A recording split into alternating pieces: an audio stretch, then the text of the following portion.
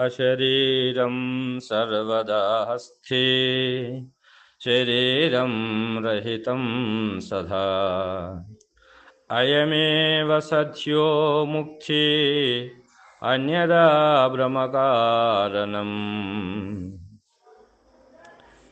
శ్రీ శివరామ దీక్షిత పరంపర గురువులందరికీ వందనములు. శ్రీమద్భాగవత శ్రీకృష్ణ సద్గురు పరబ్రహ్మణే నమః. మాతృశ్రీ శారదాంబా సమేత శ్రీ అమలానంద పాటల పండరీనాథ మద్గురువర్యుల పాదపద్మములను హృదయపీఠముల నిలుపుకొని ప్రబోధ చూడామణి అను శక్తిద్వయ నిరాసకంభైన శుద్ధ నిర్గుణ తత్వ కందార్థ ధరువులలో 99వ కందార్థమును మనము గురుమూర్తి కరుణచే మననము చేసుకుంటున్నాము. ఏమంటున్నాడు ఈ కందార్థములో అంటే, పరిపూర్ణములో దోచుచు ఎరుకే చను తనకు తానే ఏర్పడ వినుమి తొరటలు 9 గలదై తరితీపుల నొందుచుండి తనువానాదగూచు అచలంబునాదని తాలేననుచు మరిగిట్లే ఎరుకాకు తెలియ ఎరుక నిలువదుగాని పరిపూర్ణముండు దాన్నెరిగేదెట్లిక గుర్తు తనువానాదగూచు అచలంబున దనితాలేననుచు అని అంటున్నాడు. అంటే పరిపూర్ణములో తోస్తుంది ఎరుక, తనకు తానే మూలము లేకపోతుంది. ఎరుకనే తోస్తుంది, తోచినటువంటి తానే అది లేకపోతుంది. అందుకొరకు అంటున్నాడు ఇక్కడ, పరిపూర్ణములో తోచుచు ఎరుకే చను తనకు తానే ఏర్పడ వినుమి. తనకు తానే ఏర్పడుతుంది, తనకు తానే అది లేకపోతుంది. మరి ఏ విధముగా ఏర్పడ వినుము, అది ఎలా ఏర్పడుతుంది వినుము అని ఇక్కడ మనకు చెప్తున్నాడు. ఏమని? తొరటలు 9 గలదై తరితీపుల నొందుచుండి తనువానాదగూచు. అది ఎలా ఏర్పడుతుంది అంటే, అది మరి చను తనకు తానుగా ఆవిర్భవించి అది తనకు తానే వచ్చిపోవచ్చున్నది. అది ఏ విధముగా ఏర్పడిపోవచ్చున్నది అని అంటే, చాలా చక్కగా విచారించుము, తెలుసుకొనుము. ఏర్పడ వినుము అంటే చాలా చక్కగా తెలుసుకొనుము. ఎలా అంటే, తొరటలు 9 గలదై తరితీపుల నొందుచుండి తనువానాదగూచు అని అంటున్నాడు. అంటే ఇక్కడ ఈ 9 రంధ్రములతో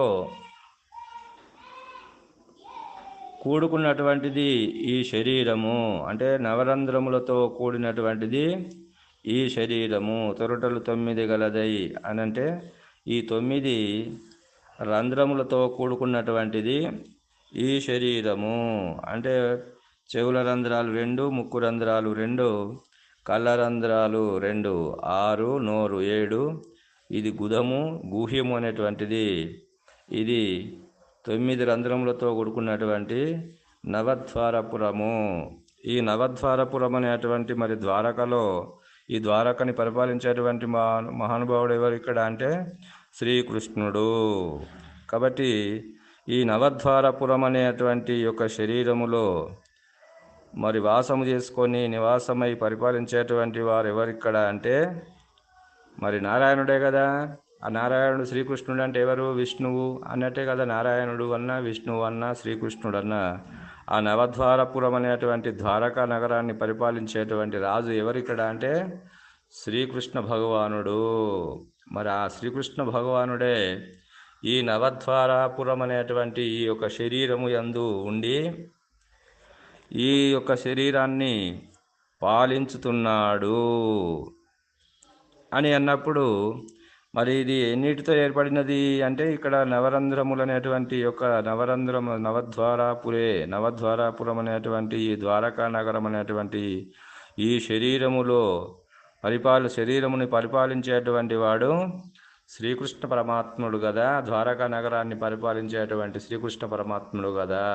అంటే ఇక్కడ శ్రీకృష్ణుడు అని అంటే ఎవరిక్కడ అంటే అదే గుర్తెరిగే శరీరము.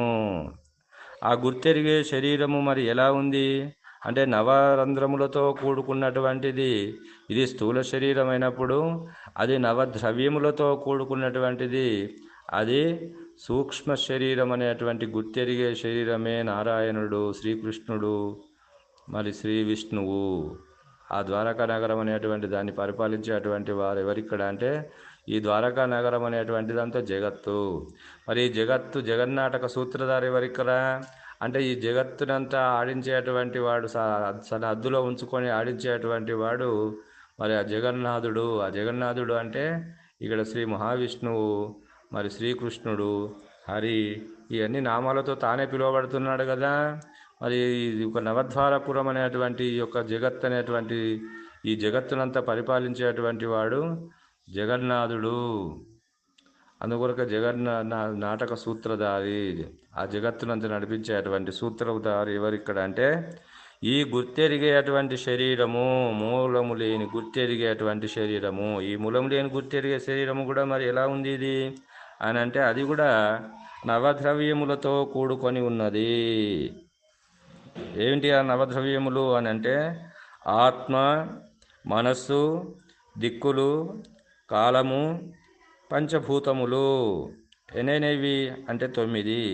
ఈ 9 నవద్రవ్యములతో కూడుకున్నటువంటిదే గుర్తెరిగే శరీరము. ఈ గుర్తెరిగే శరీరము ఉంటేనే ఈ శరీరము నవరంధ్రములతో కూడుకున్నటువంటి శరీరము వ్యవహారం చేస్తుంది. కానీ ఆ గుర్తెరిగే శరీరము లేనట్లయితే ఈ ఒక నవరంధ్రములతో కూడుకున్నటువంటి శరీరము అట్టి మొద్దు లాంటిది. ఇది కళేభరము. మరి పార్థివ దేహము అంటారు కదా. ఆ యొక్క గుర్తెరిగే శరీరం వెళ్ళిపోయిన తర్వాత దీన్ని ఏమంటారు ఇక్కడ? కళేబరం అంటారు, లేకుంటే పార్థివ దేహము అంటారు, ఇంకా నానా రకాలుగా పిలుస్తారు కదా. ఇది శవము అంటారు. మరి అన్నప్పుడు ఈ రెండు కలిసినటువంటి వ్యవహారములకే మరి ఆ ఒక తాను ఉంటేనే తన నగరం ఉంటుంది. ఆ ద్వారకను పరిపాలించేటువంటి వాడు ఆ ద్వారకను ఎప్పుడైతే ఆ ద్వారకా నగరం నుంచి అతడు ఎప్పుడైతే ఎవరికి వారే యమునా తీరే అనేటువంటి ఆ యొక్క సముద్ర తీరంలో తాను చనిపోయేటప్పుడు మరి అర్జునుడు వస్తే ఎవరికి వారే యమునా తీరే నా పని అయిపోయింది అంటే ఆ ద్వారకాపురి నగరంలో అందరినీ గుల్లబొమ్మలని అందరిని ఎత్తుకోపోతున్నారు. రాక్షసులు అంటే ఎత్తుకోపోని, వాళ్ళ పని వాళ్ళు చేసుకుంటారు. నా పని అయిపోయింది కదా, ఎవరికి వారే యమునా తీరే అనేటువంటి మాటని ఆయన యమునా తీరంలో ఉండి ఆ యొక్క తన గురువు గారు చెప్పినటువంటి సాందీప మహర్షితే దర్శింపజేసినటువంటి ఏ బయలైతే ఉన్నదో బట్టబయలు, ఆ బహి ప్రదేశంలో ఉండి బట్టబయలు అనేటువంటి దాన్ని మూలం లేని గుర్తెరిగే శరీరము, ఇది కలదోచినటువంటిది ఎలాగో అలాగే అనేటువంటి యొక్క స్థితిలో ఉన్నటువంటి మహానుభావుడు కదా. మరి తాను ఉంటేనే కదా ఆ నగరంలో అప్పుడు మరి అది పరిపాలింపబడినది. అందరూ మరి ఎవరి కార్మికులు, కర్షకులు ఎవరి పని వాళ్ళు చేసుకున్నారు కదా అక్కడ. మరి ఎప్పుడైతే అక్కడ ద్వారకా నగరంలో శ్రీకృష్ణ పరమాత్ముడు లేడో మరి ఆ నగరాన్ని అంతా వాళ్ళు రాక్షసులు ధ్వంసం చేస్తున్నారని మనకు చరిత్ర చెప్తుంది కదా పురాణము. మరి ఆ విధంగానే ఇక్కడ ఈ యొక్క నవరంధ్రములు అనేటువంటి ఈ శరీరం యందు నవద్రవ్యములతో కూడుకున్నటువంటి ఆ పరమాత్మ స్వరూపమైనటువంటి వాడే శ్రీకృష్ణ భగవానుడు. ఆ పరమాత్మ ఉంటేనే ఈ జగత్తు అంతా కూడా ఆ పరమాత్మతో ఇది ప్రకాశింపబడుతుంది. కాబట్టి మరి అందుకొరకు ఏమంటున్నాడు ఇక్కడ అంటే ఆ ప్రకాశింపేటువంటి మూలం లేని గుర్తెరిగే శరీరం అనేటువంటిది మరి తొరటలు 9 గలదై తరితీపుల నందుచుండు తనువానదగుచు నవరంధ్రములతో లేక నవద్రవ్యములుగా ఏర్పడినటువంటి ఈ శరీరము సుఖదుఖములు లేక జన్మ పరంపరలు కలిగించుకుంటూ ఉన్నది కదా. మరి ఇది అచలంబున్నదని తాలేననుచు పరిపూర్ణము ఉన్నదని అందు తాలేనని ఎప్పుడైతే ఈ మరుగు ఈ రహస్యము ఇట్లెరకకు ఇట్లే ఎరక ఎప్పుడైతే తెలుసుకుంటుందో తాను లేనని ఈ రహస్యము గురువాక్యము ద్వారా ఎప్పుడైతే అది తెలుసుకుంటుందో అది ఎరక నిలువదు. కాబట్టి ఎరక నిలుస్తుందా అంటే అది నిలువదు. పరిపూర్ణ పరభయల్ని ఎప్పుడైతే అది దర్శించిందో తనకు మూలము కానీ స్థానము కానీ ఎప్పుడైతే లేదని తెలుసుకున్నదో తానే నిలువదు. కాని పరిపూర్ణముండు దాన్నెట్లెరిగేదెరక గుర్తు. ఆ పరిపూర్ణం ఉంది కదా, పరిపూర్ణము తాను లేకపోయిన తర్వాత ఉన్న పరిపూర్ణమును అది ఎరిగి ఇట్లా అట్లా అని చెప్పడానికి తానే లేదు కదా, మరి తానుంటే కదా చెప్పేది. తానుండి మరి దాన్ని చెప్తుందా అంటే గురు దర్శనం ఎప్పుడైతే అయిందో ఆ యొక్క గురు సూచనలు ఆ మేల్కయందు తానే లేకపోతుంది కాబట్టి మరి తాను లేకపోయినటువంటిది ఆ పరిపూర్ణం ఇట్లున్నది అట్లున్నదని చెప్పడానికి తానే లేదు కాబట్టి ఆ తాను దాన్నెట్లెరిగే దిక గుర్తు. పరిపూర్ణముండును దాన్ని ఎట్లెరిగేది గుర్తు, దాన్ని ఎట్లా ఎరుగుతుంది గుర్తు అంటే ఎరగదు. అది పరిపూర్ణము తానే లేకపోతుంది కాబట్టి ఆ గురు మేల్కలో తానే లేకపోతుంది కాబట్టి పరిపూర్ణం ఇట్లున్నదని ఒకవేళ చెప్తే మళ్ళీ ఎరకని చెప్పినట్టే కాబట్టి అప్పుడు ఏమైపోయింది ఆయన తన స్థితి ఆ పరిపూర్ణమునందు తానే లేకపోయినప్పుడు ఉన్నదని చెప్పుటకు తానే లేని ఈ యొక్క ఈ తాను లేననేటువంటి ఈ మరుగు ఎప్పుడైతే గురువాక్యము ద్వారా గురు ఆజ్ఞానుసారము ఇది మరి తెలుసుకుంటుందో అది మౌన స్థితిలో ఉంటుంది. దానికి మౌనమే కాబట్టి నచక్షుర్న గచ్చతి. ఆ యొక్క సూపు ఏమైపోయింది, అక్కడ నిలబడిపోయింది. నవాంగచ్చతి, ఆ మాట ఏమైపోయింది, మౌనం అయిపోయింది. కాబట్టి ఆ మాట అనేటువంటిది మౌనం అనేటువంటిది ఆ స్థితిలోనే మరి లేనే లేననేటువంటి యొక్క భావములో ఆ వ్యవహారం చేసేటువంటి వాడే. కాబట్టి పరిపూర్ణ పరబ్రహ్మము ఉన్నదని తాను లేనని ఈ రహస్యము గురుముఖత విచారించి తాను లేకపోవును. ఆ పిదప ఉన్నదానిని గుర్తించి అనుభవము చెప్పుటకు గుర్తే లేకుండా పోవచ్చున్నది కదా. మరి గుర్తేపు లేకపోతున్నప్పుడు ఉన్నదని చెప్పటానికి అందుకొరకు దీక్షితుల వారు ఏమన్నాడంటే ఉన్న పరిపూర్ణం ఉన్నదన్నా పాపమే, లేని ఎరుక లేనిదన్నా పాపమే. కాబట్టి తానే లేకపోతున్నాడు కాబట్టి మరి ఉన్నదని చెప్పడానికి ఎవరు, లేదని చెప్పడానికి ఎవరు, కాబట్టి తానే లేదు కాబట్టి మరి స్వతసిద్ధమైనటువంటిది అది తాను లేకపోయినా ఉన్నది, తాను ఉన్నా ఉన్నది, తాను లేకపోయినా ఉన్నది. కాబట్టి స్వతసిద్ధమైనటువంటి పరిపూర్ణ పరభయలే ఉన్నది, నేను లేననేటువంటి యొక్క భావాన్ని ఎరిగి గురుముఖత మరి లేకనే శేష జీవితాన్ని గడుపు అని చెప్పి మనకు భాగవత కృష్ణ దేశకేంద్రుల వారు ఈ కందార్థము ద్వారా మనకు సందేశాన్ని ఇస్తున్నాడు. సందేహ నివృత్తి కొరకు సందేశాన్ని ఇస్తున్నాడు భాగవత కృష్ణ ప్రభు అని తెలియజేస్తూ ఇంతటితో ఈ కందార్థ భావాన్ని ముగిస్తున్నాను. జై బలో సద్గురు ప్రభు మహారాజుకు జై. సర్వం సద్గురార్పణం.